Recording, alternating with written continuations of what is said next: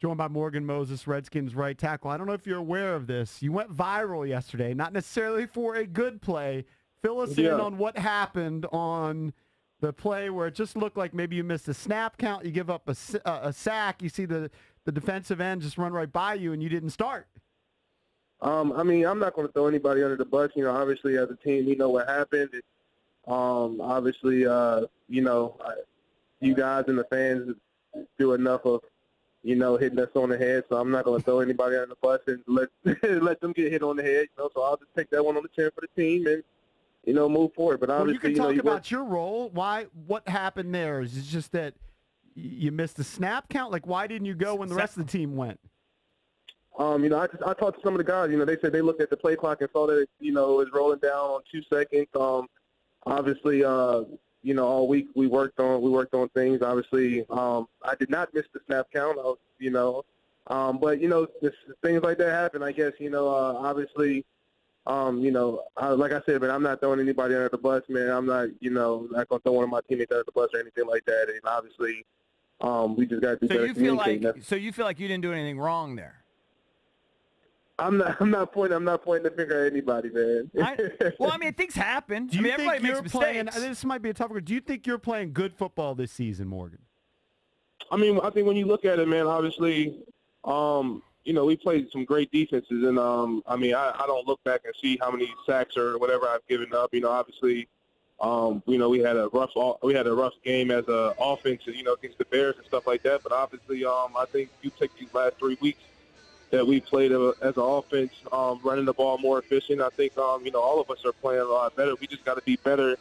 There's some things we got to work on. We definitely got to be better on third down. We got to be better on third down. The things that we're doing on third down, completion, completing the ball and things like that, man, it just has to be better. But you know, I think as a whole, you know, I think we're playing, you know, pretty good football. I think our defense is playing outstanding, and we just got to match their intensity, man. We got to come out with some points and help our defense out as well. Well, I mean, you have 20 points in the last 3 games, so you can say you're running the football better, but the reality is you guys aren't putting any points on the board. You can go back to the Giants game where you put up 3 against defense. Last week against the Dolphins, we expected maybe more than 17. It was a nice win, and then 0 yesterday. And I understand the weather was tough, but it's hard for me to buy into you guys are playing better football when you're not scoring. I mean, like I said, man, it comes down to third down. Like we got to be better on third down. Like, you know, we talk about you know, we talk about as a team, you know, being better on third down, as in not having 3rd and 10s and third and 7 and 8s. And I think when you look at the Miami game and this game, we were in some manageable third down, but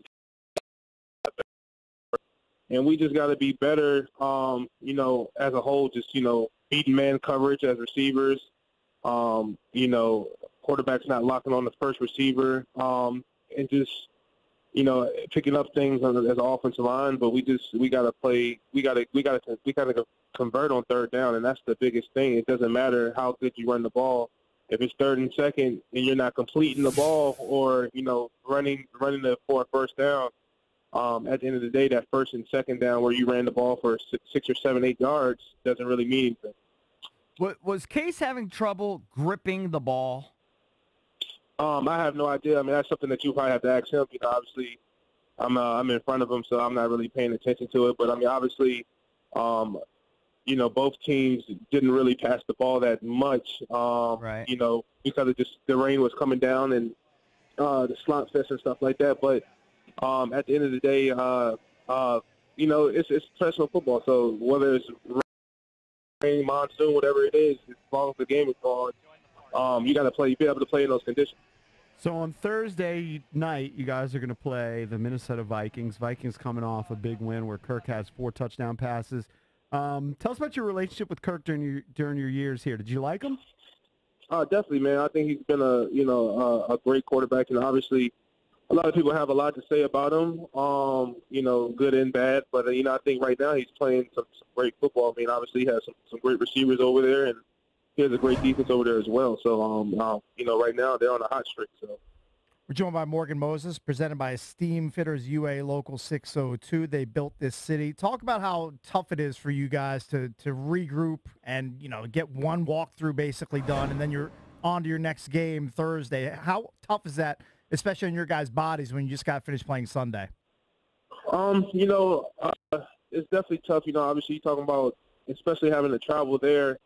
You're talking about 72 hours to play a game, but obviously they're in the same boat as well, and we just gotta put our game plan together. And I'm pretty sure our coaching staff has been up all night putting that together. And obviously we're going into a hostile environment. They have a new stadium. Their fans, they'll be loud, and they're on a win streak as well too. So we just got to be prepared to come out and play great football. How shocked are you that you guys are what you are right now? How shocked are you? What are they, 1-6? Yep. Is that what they are? I mean, I'm very shocked. At the end of the day, nobody wants to be in this predicament. Obviously, you don't set your sights on the off season thinking that, hey, we're going to be 1-6. what did you think you were going to be? How good did you think you were coming out of training camp? I thought I thought we were really good, and I think we're still really good. Obviously, there's a lot of football left, and obviously, you just got to take it one game at a time. But at the end of the day, man, we are what we are right now, and it sucks. The feeling sucks, but we got to find a great moment and change it. You feel like you can beat the Vikings on Thursday? I think that's why we play football, man. Anybody can be beaten any Sunday. Obviously, any Sunday or Monday or Thursday. That's why you strap it up on that every day, and you go out there and compete. Obviously, we know they're on a hot streak. Kirk Cousins is playing some unbelievable football. I think it was 9 touchdowns in the last 2 games or whatever, or 8 touchdowns in the last 2 games. They got some electrifying receivers and a great running game right now, and that's what's really, putting them over top. Man, they're being able to run the ball successfully and play action to Stephon Diggs and Adam Thielen, and so we got to come out there and play a good defensive game and a good offensive game. Joined by Morgan Moses, Redskins right tackle. He's presented by Steam Fitters UA Local 602. They built this city. So we've heard the last couple weeks that Dwayne in practice has been impressing, that he seems to be learning a little bit more, that he's making some positive steps forward. Tell us what you're seeing in practice from Dwayne Haskins. I think definitely he's more dialed in. I think the opportunity for him to grow as a football player is there. I think a lot of it too is just the way we practice, the intensity we practice with now.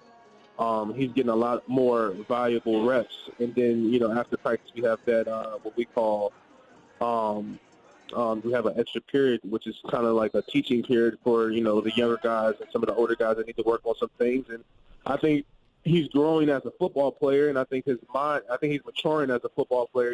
We're talking about a kid that just came out of college and only played 1 season of football, so only played 1 college season of football.